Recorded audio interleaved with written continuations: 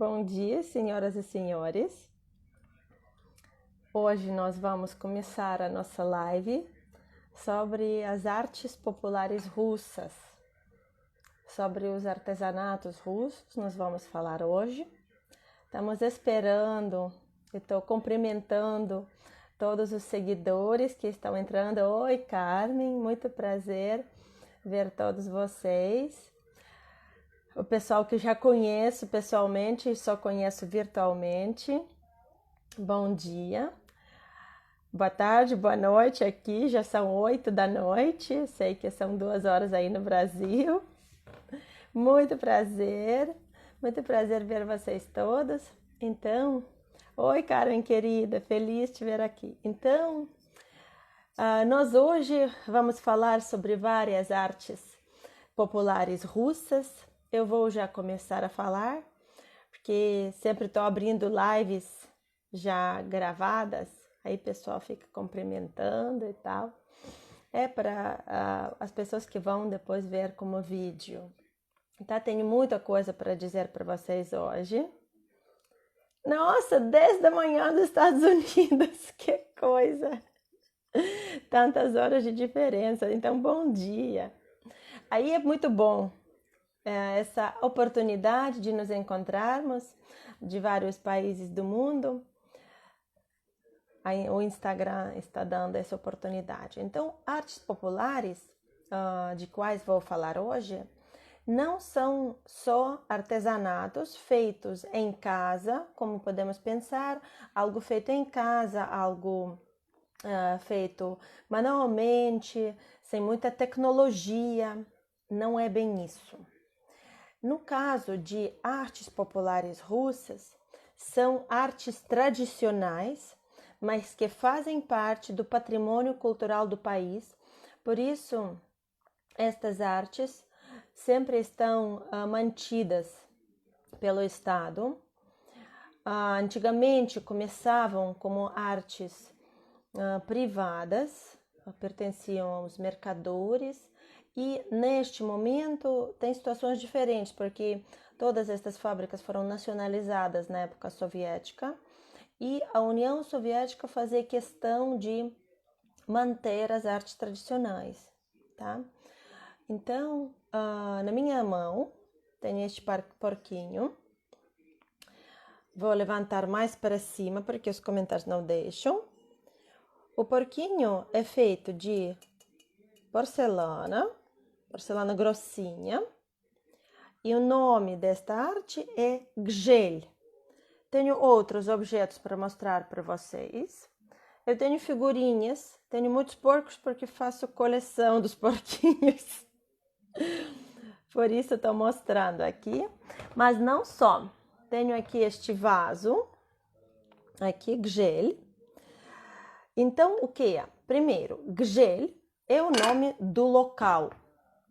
Neste local é a região perto de Moscou, uns 50 quilômetros. Ai, desculpem, tá caindo o celular. 50 quilômetros perto de Moscou. É um nome que abrange várias aldeias, abrange em torno de 25 aldeias. E neste lugar, desde sempre, desde tempos muito antigos, sempre tinha barro branco. É algo diferente para a Rússia. Geralmente na Rússia todo o barro é vermelho e peças de barro vermelho na Rússia nós conhecemos da era de antes do Cristo. Mas o barro branco permitia fazer coisas mais bonitas, mais diferentes, e os povos conseguiam pintar em cima do barro branco. Então, no século XVII, houve a ordem do czar Alexei, pai de Pedro o Grande, de usar este barro branco para fazer louça para as farmácias, para colocar lá vários remédios. E o barro de gel, barro branco, foi trazido para Moscou e começaram essa produção. E até os meados do século XVIII, nesta região produzem louça, produzem até tijolo, produzem azulejos para revestimento e decoração de casas, de lareiras russas. E também brinquedos. Por isso, essa coisa de figurinhas, né? É muito comum fazer figurinhas. Então, depois, algumas pessoas ligam com o nome do Pedro o Grande, que viajou para a Holanda e que gostou muito da louça de lá, de azul e branco, mas essa é uma das versões. Mas, de qualquer jeito, já no século XIX, 25 fábricas que pertenciam a vários mercadores começam a produzir esta louça. E no início do século XIX, na década 20, as cores azul e branco são estabelecidas como cores únicas. A louça começou com várias cores, colorida. Agora, a partir do século 20, as cores selecionadas, tem mais um porco aqui, é azul e branco. Desenho floral, sempre. E é muito curioso, quando começa a produção já de porcelana fina na Rússia, e a famosa fábrica da família Kuznetsov toma conta de praticamente toda a produção, por acaso a família se origina de Gzhel. As fábricas de Gzhel perdem esse primeiro lugar no mercado de produção de louça. Mas a União Soviética, ela renasce várias artes populares. Fazia sempre ênfase no povo, que o povo é muito importante, as artes do povo são importantes. Por isso, as fábricas são nacionalizadas e viram uma grande indústria. Então, existem tradições destes desenhos, podemos ver florais, né, flores. Aqui neste porco, posso mostrar neste aqui. Eu só tenho porcos, por isso estou mostrando porcos, mas fazem várias figurinhas. E também, tem também os coloridos, gente. Estas são as cores que começavam antes das cores azul e branco da Gzhel. Aqui mais um azul e mais esse aqui, cor de rosa, pequenininho. Mas fazem também muita louça e muitos objetos de decoração de casa. Por exemplo, esse potinho aqui é açucareira. Também desenho floral. Vou mostrar que florzinha tem aqui. Na verdade, as coisas que eu tenho nas mãos são coisas da linha muito básica. Isso todo mundo tem em casa, na Rússia usa. E este desenho, ele foi estabelecido já na década 70 como desenho oficial da Gzhel. Mas hoje em dia na indústria trabalham vários artistas e há peças que realmente são obras de arte, pratinhos pintados com as paisagens.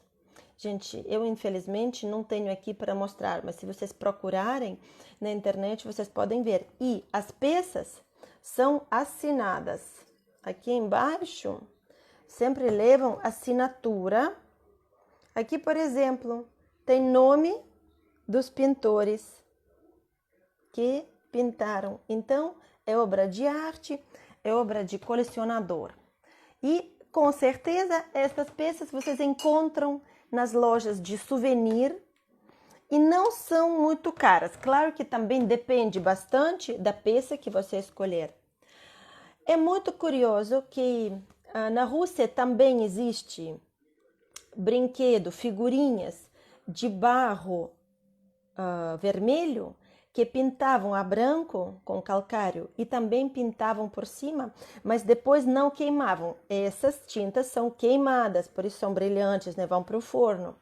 Mas também faziam brinquedos que eram mate, sem brilho.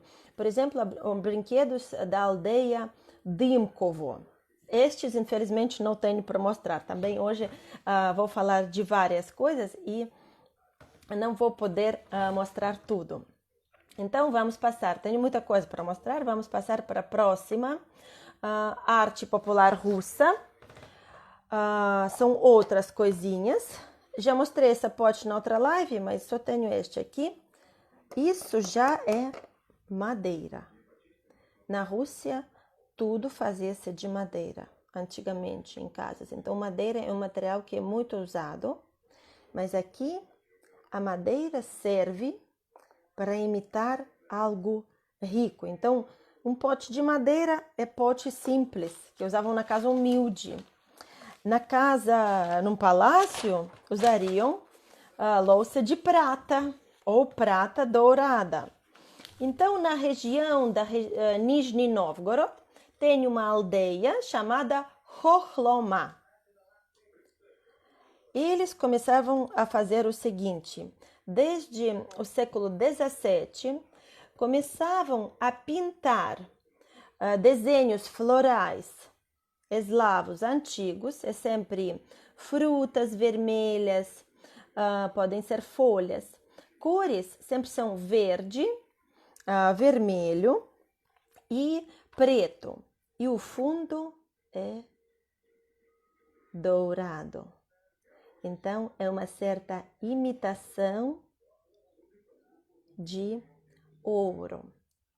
Vocês vão me perguntar como que é. Será que é folheado a ouro o negócio? Não é. Usam pó de chumbo, um pó.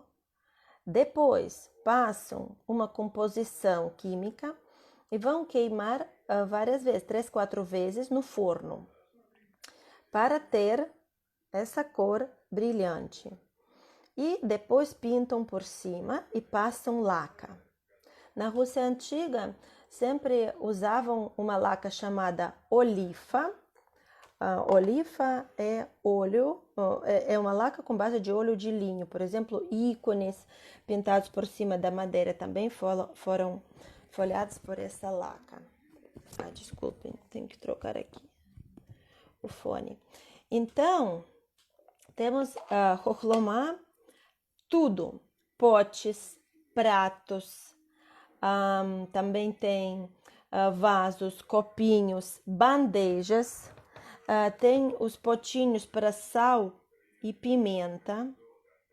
Isso é fácil de comprar, fácil de levar para casa, porque isso não quebra. Pode pôr aqui até líquidos, tem coisas muito bonitas, então isso também é algo fácil de levar. Muita gente me pergunta: Maria, eu quero aquele pratinho com desenho de Moscou. Eu sempre digo, aquele pratinho vai ser feito na China. E um pratinho da região Khokhloma, de madeira, vai ser feito na Rússia.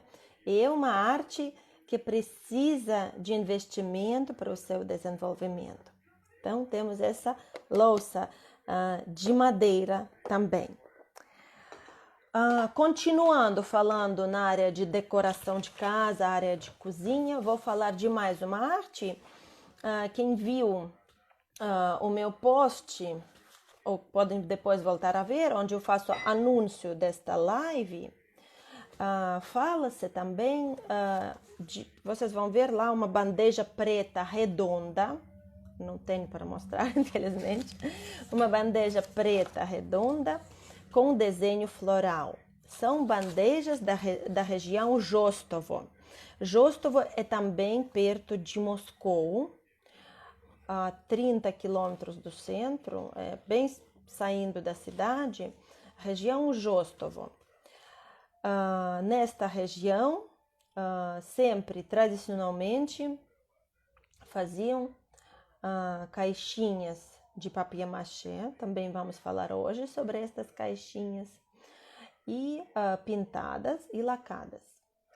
Quando, depois da Revolução, começam a surgir várias, eram comunidades profissionais, tipo cooperativas de pessoas que faziam vários artesanatos, uns mestres decidiram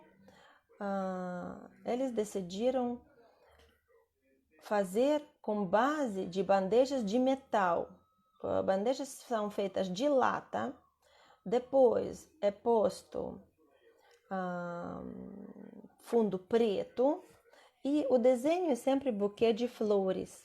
Naquele meu post vocês vão poder ver uma bandeja destas, também ótima, ótima coisa para levar, porque também não quebra. Gente, eu queria aqui desligar os comentários, porque acho que incomoda um pouco, né, de ver. Como sempre, 10 minutos antes do final da live, eu vou abrir para as suas perguntas, tá bem? E agora, já falei sobre as caixinhas. Eu hoje, no Stories, postei 2 caixinhas lacadas de papier-mâché. Nós temos 3 regiões na Rússia que produzem essas caixinhas. Tudo começou na região Fedoskino e também perto de Moscou. Um mercador chamado Korobov. Este mercador foi para a Alemanha, e da Alemanha ele trouxe a tradição de pintar miniaturas em cima das caixas de papier-mâché. Na verdade, a indústria inicial dele era produzir aqueles caps para uniforme militar. Ele fazia essa parte de frente, né, dos bonés, e fazia de papier-mâché. E com base disso, começa a fazer caixinhas de tabaco, que eram muito populares no final do século XVIII. E esta tecnologia de Braunschweig, de pintura com tintas a óleo, vira arte tradicional russa.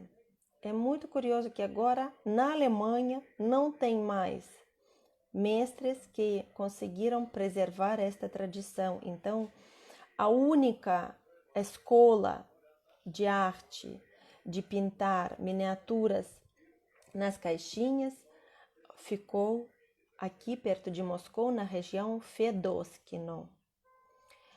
E depois da Revolução, em mais 2 regiões, surge essa arte. O que acontece? Na Rússia, sempre a profissão de pintor de ícone era muito bem procurada. E esta tradição de pintor de ícone acabou com a chegada da Revolução, porque a religião foi perseguida, foi mal vista, então estes pintores tinham que procurar outro trabalho. Em 2 centros da região de Vladimir, mais ou menos 200 quilômetros de Moscou, um pouquinho mais perto, ficam 2 mais escolas, Paler e Mstore. Lá, a tecnologia mudou um pouco durante o último século, porque começou na década 20. Todos estes pintores de ícones começaram a pintar miniaturas lacadas. Os temas podiam ser contos de fada russos. Na caixinha que eu deixei hoje no Stories, tem a história da famosa menina Alyonushka, que está chorando porque perdeu o seu irmão. E também outros contos de fada russos e outras pinturas tradicionais coloridas. Mas como estes pintores foram habituados de pintar santos, é muito curioso, você olha para os rostos e vê naqueles sei lá, meninos e meninas tradicionais, caras de santos, nem sorriam, porque foi a mão destes pintores. É muito interessante, a pintura de Mstore pode-se ver no museu em Vladimir, durante o passeio pelo Anel de Ouro. Mas, para dizer a verdade, todas as escolas de arte que vou nomear hoje Tem visitação. Em Geli tem uma universidade que ensina alunos a fazer estas peças e tem visita guiada para as produções. Então pode-se ir ver, pintar um prato e levar. São passeios muito interessantes também. Olha, tenho amigos aqui me pedindo no direct ligar os comentários. Eu liguei. Коля, я включила коментарі. Prontos. Vou então deixar assim, que o pessoal fica ofendido de não poder deixar um comentário. Tá bom, então, caixinhas com miniaturas lacadas pintadas de Fedoskino, de Mstore e de Paler. Paler é também região de Vladimir. E lá também viviam muitos pintores de ícones. Outra tecnologia que os pintores de ícones trouxeram é tintas temperadas. Nós na próxima live com a Catarina, no domingo que vem, vamos falar sobre a pintura de ícones. Mas por enquanto vocês podem me acreditar que os ícones estão pintados com tintas temperadas. Então, também podemos falar sobre esses 3 tipos de caixinhas.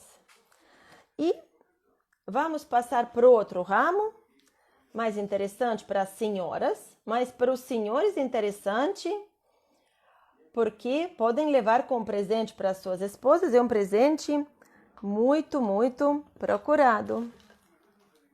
São lenços tradicionais, vou mostrar aqui. Esse meu é bem grande. Lenços tradicionais com franja, ou podem ser sem franja. Lenços de Pavlov Posad. Olha, ai! Nossa, gente, desculpe, caiu tudo. Essa apresentação no celular. Fone. Tá caindo tudo. Mas eu vou mostrar os lenços. As mulheres russas usavam esse lenço assim. Cada aldeia tinha o seu próprio tipo de nó, como fixar aqui assim, ou podiam amarrar aqui assim. Hoje em dia, nem todo mundo usa na cabeça, né? Mas pode usar como chale, desse jeito bonito. E está na moda, nós usamos mesmo agora, usamos com casaco de pele, fica bonito com um casaco mais light, né? E tem lenços, esse meu é muito grande, mas tem de vários tamanhos, tem tamanhos menores. E esse tem fundo preto, eu tenho outro também de fundo preto para mostrar para vocês. E por acaso este é sem franja, então existem 2 versões, com franja e sem franja. Mas esse aqui é bem mais colorido. Eu prefiro branco, mas branco não tenho aqui, olha só. Então, é bem típico, lenço de Pavlov Posad. Pavlov Posad também fica a 70 quilômetros de Moscou. E Pavlov Posad é uma região onde tradicionalmente pintavam estes lenços. O lenço é feito de lã. Então, esse tecido, ele é bem fino, assim, transparente, mas ele é quente. Então, pode-se usar no inverno. Uma lã muito fininha. E esta lã começavam a aplicar desenho. Como faziam? Pegavam tábuas quadradas e fazia desenho entalhado para fazer o sistema de impressão. Ou seja, um lenço, o tecido seria fixado. E vamos imaginar aqui essas rosas. Seria umas 4 cores diferentes. aqui branco, verde. Para cada cor, teria que ter a sua tábua. Imagina um trabalho que dava para fazer esse desenho. Então, cada tecido trocaria 7, 8, 10 tábuas com desenho diferente. Então, impresso, secou, vai para o próximo. Imprimiu, secou, vai para o próximo. Claro que hoje não é usada mais esta tecnologia. Mas o que é usado? São usadas decorações, os desenhos designs do século XVIII. As pintoras, geralmente são senhoras que trabalham lá, mulheres, que fazem o desenho, cada uma faz o seu desenho original. E elas trabalham em casa, elas não têm um escritório onde podem vir e trocar ideias. É proibido. E elas fazem o seu desenho, cada uma, e só quando está pronto já pode trazer para aprovação. Quando é aprovado, fazem patente, registram, e este lenço, quando é vendido, também tem muitos nas lojas de souvenir e não só, porque as mulheres russas compram também, levam uma placa, uma etiqueta, e nesta etiqueta diz o nome da autora do desenho. Então, mesmo se o desenho é do século XVIII, tinha alguém atualmente quem fez isso de novo. Então, tem a autora deste desenho.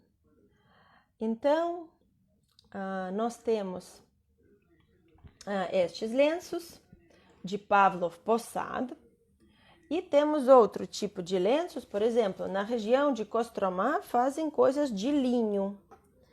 Eu tenho esse, já não é lenço tipo chale, né? De linho, é uma renda de linho. Isso para usar no verão, não custa caro. Então, na viagem pelo Anel de Ouro, por exemplo, aqui vocês podem comprar, isso dá para usar até no Brasil. Isso não esquenta. Por exemplo, o lenço Pavlov Posad daria para usar em São Paulo ou no Sul. Este linho seria usado em qualquer região. Na Rússia, linho é material tradicional. Então, além dessa renda, vocês podem olhar roupas de linho, temos toalhas, bordados de linho. Por quê? Porque na Rússia nós não temos algodão, é muito frio. Então, o pessoal plantava linho perto das suas casas.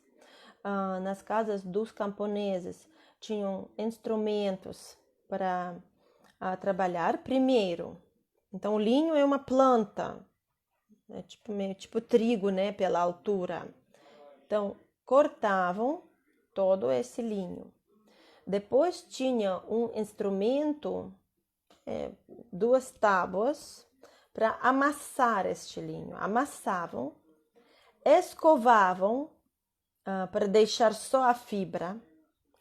Depois em casa as mulheres tecelavam de linho. Então, como nós sabemos, é um material muito agradável, natural. Então, peças de linho, vestidos de linho, toalhas de linho, vocês podem ver. Quanto às rendas, existem também famosas rendas russas da região Vologda. É renda feita com esses pauzinhos à mão, mas há também rendas produzidas já de uma maneira industrial e tem rendas de linho que são muito bonitas, então isso também podemos ver e muita gente compra e leva como presente. Também não tenho muita coisa para mostrar, mas queria falar de outro famoso artesanato russo, lenços de Orenburgo. Estes já são lenços quentes. Eu tenho um que é muito quente. Esse aqui, ó. É feito de lã de cabra. E pode ter essa cor natural, ou pode ter cor branca, ou agora fazem até coloridos. Esses aqui, ele é bem simples, na verdade é da minha avó, mas é muito quente. A mais famosa característica dos lenços de lã de cabra de Orenburgo é que todo esse lenço ele é tão fininho que pode passar por um anel. Esse aqui que eu tenho, ele não vai passar, eu nem vou tentar, porque ele é mais grossinho, ele não é original.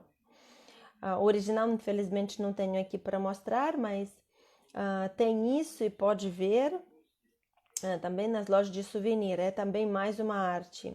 Lenço de Orenburgo. A região de Orenburgo fica na fronteira da Rússia com a Ásia Central, lá perto de Cazaquistão, tá? Que tem invernos muito frios e verões muito quentes. Agora preciso de falar sobre famosos cristais. Deixa eu só vou pegar aqui as peças que eu trouxe e vou contar-lhes a história das famosas fábricas de cristal da família Maltsov.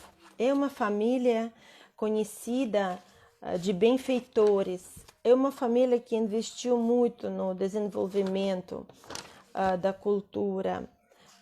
É uma família que, por exemplo, financiou a construção, 50%, deu 50% de orçamento para a construção do Museu de Belas Artes de Pushkin.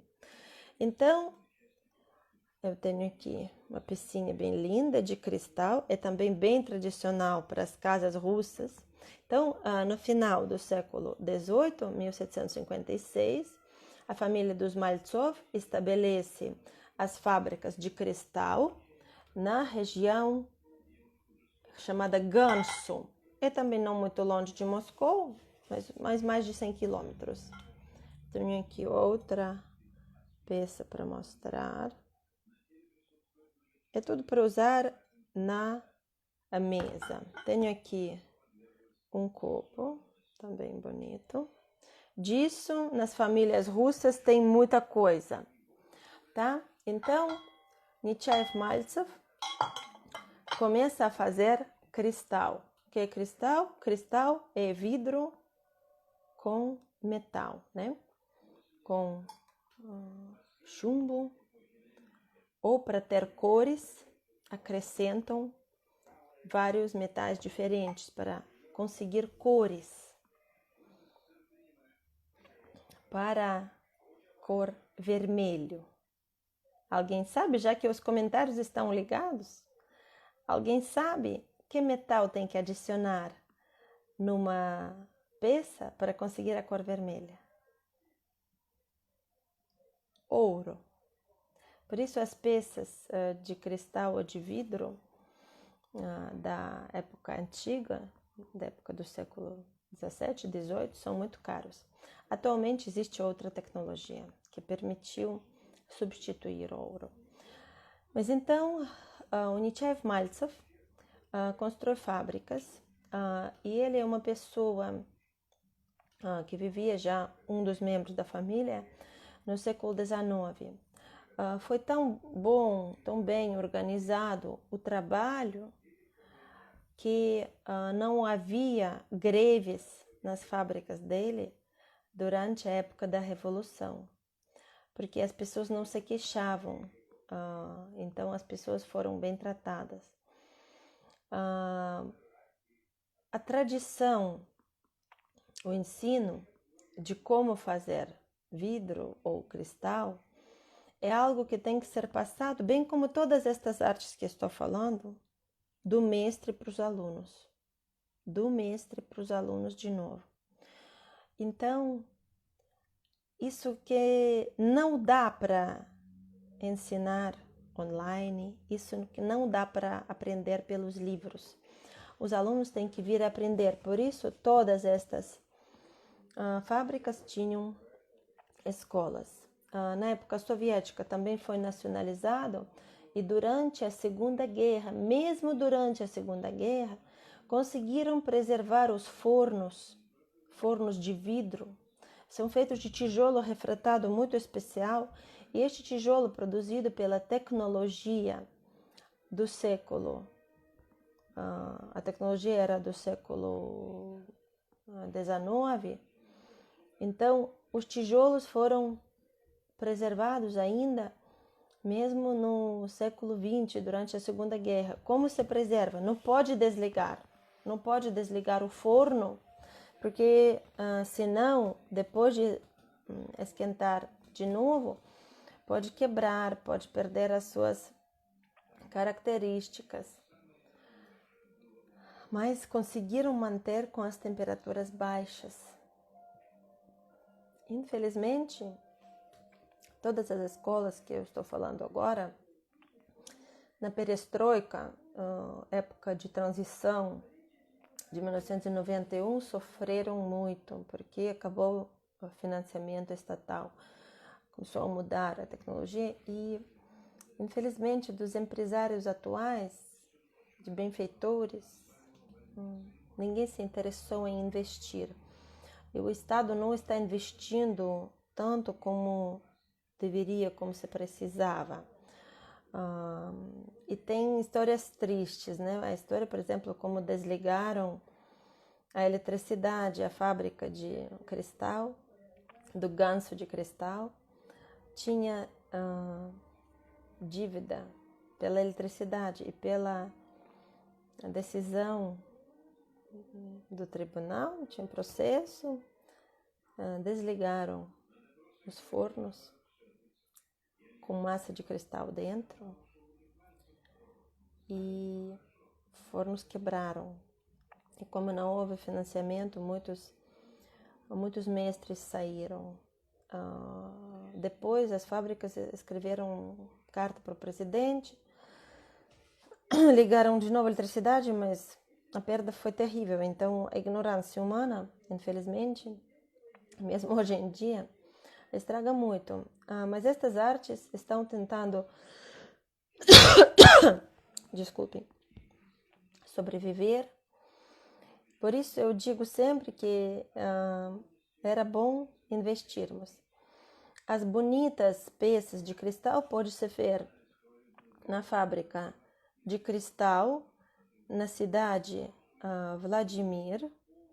Então, nesta fábrica, neste museu na cidade de Vladimir, pode-se ver as peças de cristal e pode-se ver também as caixinhas lacadas.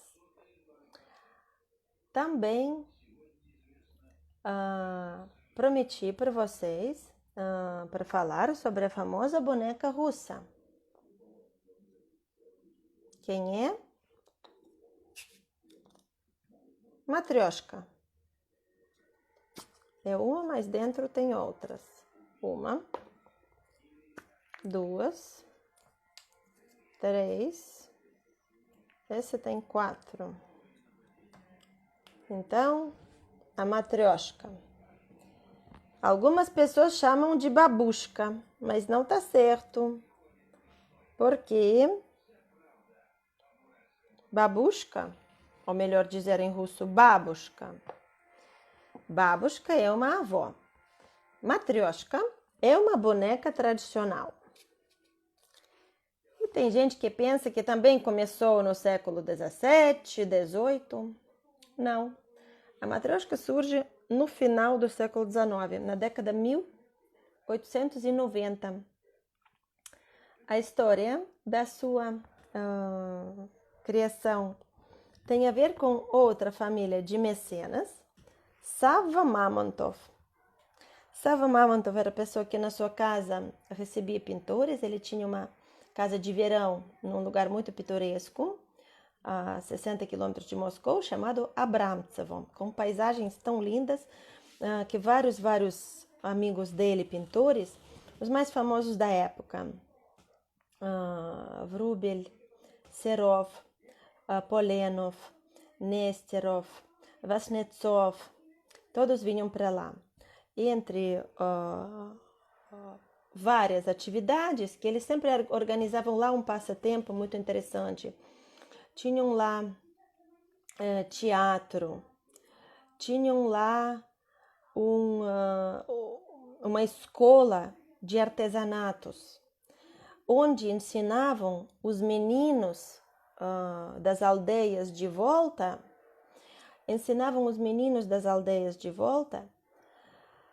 como é que eles podem ganhar uma profissão. Então, trabalhavam lá carpinteiros, mestres de talha de madeira.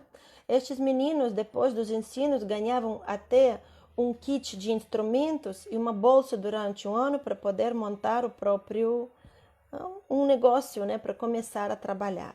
Faziam isso de graça. Era a caridade que as pessoas ricas da época faziam para as pessoas pobres. Responsabilidade social, né? Coisa muito boa. Então, um dia, a mulher do Sava Mamontov, que também tomava parte em várias suas atividades, e ela também participava em várias escolas, ela traz uma boneca japonesa. Uma boneca japonesa é uma boneca feita de madeira. É uma boneca que tem aquele cabelo preto, assim, japonês. É uma coisa típica, era um souvenir. E gostaram da ideia. E os amigos do Sava Mamontov decidiram fazer uma boneca russa. Esta boneca tem seu autor, não é algo popular. Tem seu autor, pintor Malutin, e o seu amigo, mestre de talha de madeira, Zvezdochkin, que decidiram fazer. Então, isso é madeira por dentro, madeira. Fizeram a família, que tinha 7, inicialmente, tinha menina, menino, menina, menino, e era uma família. Essa é uma mãe. Matryoshka é diminutivo do nome russo Matriona. Então, Matryoshka é um nome, como várias outras bonecas têm seu nome. Por exemplo, boneca americana tem nome de Barbie. Então, Matryoshka é uma Barbie russa. E ela foi feita não para ser um souvenir, não para ser um artesanato, era para ser um brinquedo, porque o irmão do Sava Mamontov tinha uma loja de brinquedos em Moscou, e a data da criação desta matrioshka é considerada a data da sua primeira venda na loja em Moscou. Se nós temos seda, Miriam, então seda nós não temos, mas o grande caminho de seda passava pela cidade de Moscou. Também nós temos estas matrioshkas até agora, e as matrioshkas começaram a ser produzidas na fábrica, na cidade Sergiy Posad, e tinha suas características. Como se pintava? Sempre à mão. Matrioshka é sempre pintada à mão. Mas qual é a diferença entre uma matrioshka barata e uma matrioshka cara? Pode ter uma que custa 500 rublos e uma que custa 5 mil, 15 mil ou 50 mil rublos até. Primeiro, esta é, por exemplo, bastante simples, ela é tradicional. Então, ela tem um lenço. Isso é um lenço na cabeça dela. É um lencinho. E o lenço dela é bem simples. O desenho feito com os pontos permitia produção mais rápida. Geralmente, uma pintora pinta só rostos, outra pinta lenço, porque geralmente lenço é mais bonito, mais decorado. E ou aqui pode ter uma miniatura também, como nas caixinhas. E aqui vai ser já mais fácil, mãos e o vestido dela. Então, em cada região russa, começaram também a fazer matrioshkas. A boneca ficou algo que o povo gostou muito. Então, cada região, por exemplo, a região de Vyatka, a região de Nizhny Novgorod, começaram a fazer a sua própria matrioshka. A matrioshka de Sergiy Posad é uma família que deve ter mãe, filhos e sempre tem um menino. Então, geralmente é assim. Tem até matrioshka que começa com pai. Tem matrioshka que começa com um bichinho, né? O que é bichinho. Agora fazem também de grandes políticos ou de jogadores de futebol. Mas a diferença, se a matrioshka é de padrão Fabril, ou seja, tem vários iguais, ela vai ficar mais barata. Se a matrioshka tem aqui a assinatura da artista, ela fica mais cara. Quanto mais pormenorizado é desenho, por exemplo, às vezes tem 15 matrioshkas e a última também é bem desenhada. A qualidade a gente sempre olha pela última. Aqui você pode ver que o rosto é pintado com bastante cuidado. Mas tem umas que tá tudo manchado. Então, a qualidade da matrioshka vocês veem pela última. Essa é feita num salão de artes na cidade de Sergiv Posad. Ela é de categoria de linha mais simples, né, de linha mais básica, mas dentro dessa linha ela é muito bem feita, com bastante qualidade, tá? Muita gente pergunta que se matrioshka quebra. Não, não quebra. A única coisa que pode acontecer, se é muito úmido, ela pode ter dificuldade em abrir depois, né? Mas isso é fácil de evitar. A matrioshka. Tá. Então, eu vou ver aqui o que tem de perguntas. Por enquanto, não tenho muitas. Prontos. Então, eu acho que agora já falta 10 minutos. Por favor, queridos amigos, se vocês tiverem uma pergunta para me colocar sobre artesanatos, estejam à vontade. Sempre 10 minutos nós deixamos para as perguntas. Tenho aqui meus queridos amigos russos trocando as mensagens. Então, se alguém quiser perguntar alguma coisa, a Miriam já perguntou se a gente tem seda. Então, comprar seda na Rússia você pode, né? Mas a produção de seda na União Soviética ficava nas repúblicas asiáticas, por exemplo, no Uzbequistão. Lá tinha algodão também. Então, se por enquanto não tem perguntas, posso mostrar mais um artesanato, peças das cascas de bétula. Eu tenho aqui, é peça feita de tiras de bétula, é para colher as frutas. Pergunta, se existe matrioshka feita sobre encomenda? Sim, a princípio as artistas podem fazer sobre encomenda, mas se você está querendo fazer isso quando já vem para a Rússia, fica um pouco tarde. Então, era bom fazer o seguinte: encomendar a matrioshka, por exemplo, vamos imaginar, você quer fazer matrioshka com cara da sua esposa, com cara da sua mãe, com cara do seu avô. Elas fazem, mas elas precisam de tempo. O nome da fibra aqui desse aqui é casca de árvore russa bétula. São tiras de casca de bétula. Qual é o seu preferido? O meu preferido, a minha arte preferida? Eu gosto de tudo. Gosto de tudo. Коля, лапти от меня далеко лежат, я не дотягиваюсь. Então, bétula é a árvore com tronco branco e preto, que é considerada árvore típica, e a sua casca ela é antisséptica, por isso fazem várias coisas para uso na cozinha, por exemplo, para guardar farinha de trigo. Minha белорусские бубенчики из Vitebska. Estou mostrando aqui mais uma coisinha. Estava falando agora russo para os meus amigos que não falam português, mas estão assistindo aqui. E tenho uma amiga que me deu de presente, é de Bielorrússia. Isso é outra arte, é feito de palha, muito usado na Bielorrússia, tá? Então, vou anunciar, já faltam poucos minutos, vou anunciar o tema da live do próximo domingo, vamos fazer de novo, eu e a Catarina, minha amiga e colega do São Petersburgo. Nós vamos fazer a live que muita gente pediu, solicitou. Outro tema muito sério, muito diferente dessa coisa mais, hoje foi mais light, né, mais de diversão. E vai ser no domingo sobre a religião.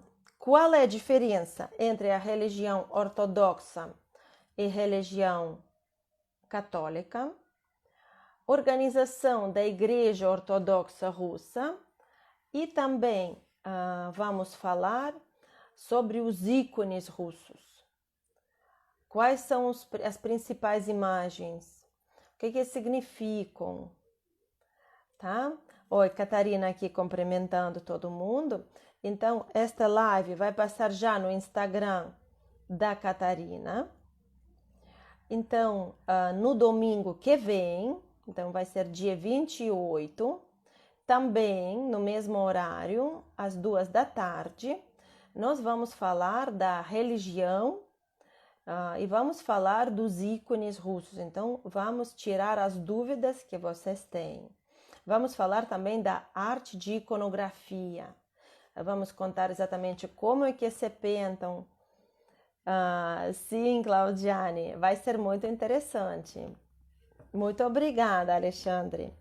E também eu queria avisar que a partir do dia 24 eu terei o curso de História. Vou apresentar 5 aulas sobre a história russa. Já tenho aqui queridas amigas que vão participar, que já se inscreveram. Quem ainda não se inscreveu, por favor, esteja à vontade. Então, como vai ser? Primeira aula vai ser sobre a família Rurikovich e a Rússia antes do Pedro o Grande. Depois vamos falar do imperador mais conhecido russo no Ocidente, Pedro o Grande, o nosso grande reformador. A terceira aula será sobre outra grande figura, Czarina Catarina a Grande. Depois nós falamos, claro, sobre a família do Nicolau II, os últimos Romanovs, que tinham vidas muito trágicas, que terminaram de uma maneira muito trágica. E vamos falar sobre a Revolução Russa. Então, estas 5 aulas que a gente vai fazer, vamos fazer num outro Instagram fechado, mas também vamos poder colocar as perguntas e os vídeos serão gravados. Então, se vocês não vão poder assistir estas aulas, daria para ver os vídeos depois. Estarão lá gravados durante o mês inteiro estes vídeos. A participação não é cara, uma palestra custa R$35. A transferência pode ser feita para o meu PayPal, tá? Daqui a pouco a Catarina vai apresentar também o curso dela e nós as duas estamos dando aulas de língua russa e neste caso quem tiver interesse de receber aulas privativas também é possível, tanto eu como a amiga Catarina, vocês podem escolher. A gente tem formação em letras, além de formação do curso de guias que a gente fez, mas o nosso diploma, diploma linguístico.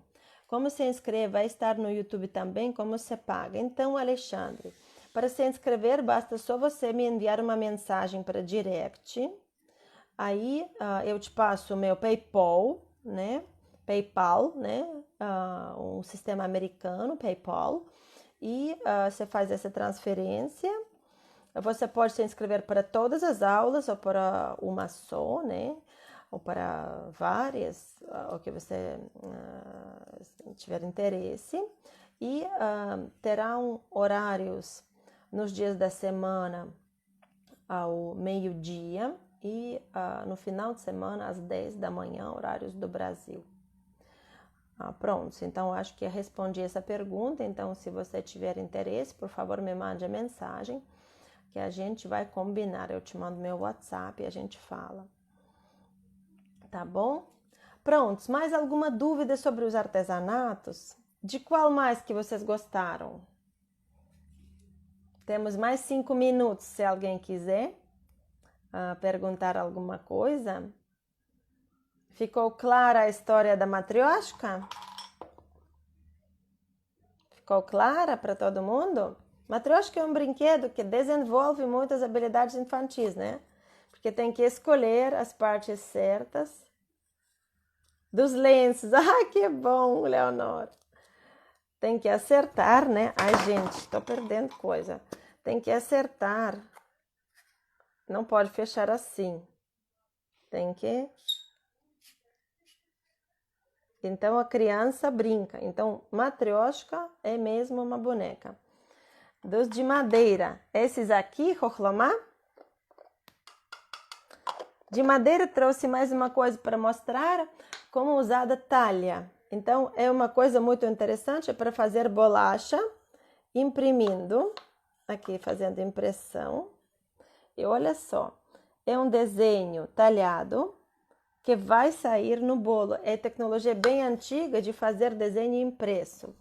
Onde pode comprar? Então, há várias lojas em Moscou, em São Petersburgo. Em Moscou nós temos um bairro turístico chamado Arbat. Nesta rua tem várias lojas. Também, quem faz, por exemplo, passeio para a cidade Sergiy Posad, lá vivem muitos artesãos que fazem essa matrioshka, ela vende lá, então eu recomendava ver lá porque os preços são mais atraentes na cidade de Sergiy Posad. Mas no geral, qualquer lugar turístico que você vai ter souvenir. Um desses de bolacha. Esse por acaso eu comprei na feira de artesanatos russos. Isso não é tão fácil de comprar mas eu sei o site de quem faz. Então, quando você vier para Moscou, pode encomendar no site que eles entregam no hotel, tá bom? O chalé, pelo de cabra, não é áspero, não, é super soft. Não, porque pelo de cabra não é bem pelo, é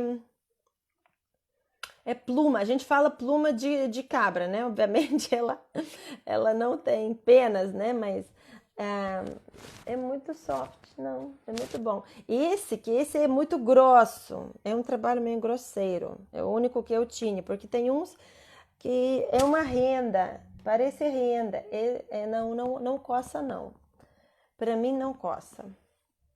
Oi, Catarina, você acha que não é? Ah, não, é muito agradável para a pele, é isso, é muito agradável. Passa o site, eu te passo no privado, tá bom? Que agora não sei de cabeça. Mas passa o site para. Eles não fazem entrega para o Brasil, fazem entrega para Moscou, mas pode pedir antes da viagem para entregarem no hotel. Eu vou ver o site das coisas que eles fazem. Bonito. Tá bom. Falta 1 minuto, gente. Vou me despedir de vocês. Agradeço, como sempre, a sua atenção. Peço desculpas por todos os atropeços aqui, caiu o celular, todo mundo, que estou com muita coisa na frente. Por isso, sejam sempre bem-vindos ao meu Instagram, Sorri Você Está com a Maria, com o Instagram da Catarina Segunda. A gente trabalha de guias e teria todo o gosto de recebermos vocês em Moscou quando acabar a pandemia. Muita saúde para todos vocês. Assistam a nossa live do domingo que vem sobre a religião os ícones. Muito obrigada, Alexandre. Vamos falar sobre as aulas. Quem quiser, a gente sempre está à disposição para tirar qualquer dúvida sobre a Rússia que vocês tiverem. Tá bom?